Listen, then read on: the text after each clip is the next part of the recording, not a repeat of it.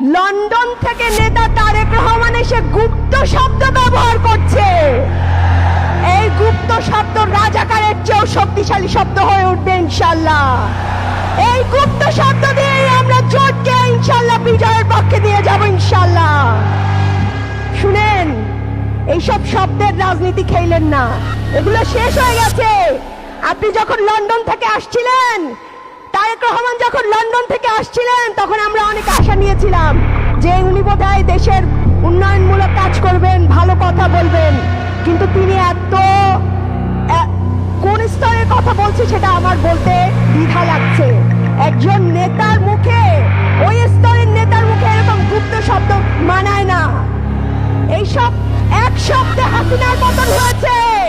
আপনারা যদি এইসব শব্দ ব্যবহার করে মানুষকে ঠেকাতে চান, তাহলে কি হবে? জি, শব্দেরই পতন হবে ইনশাল্লাহ।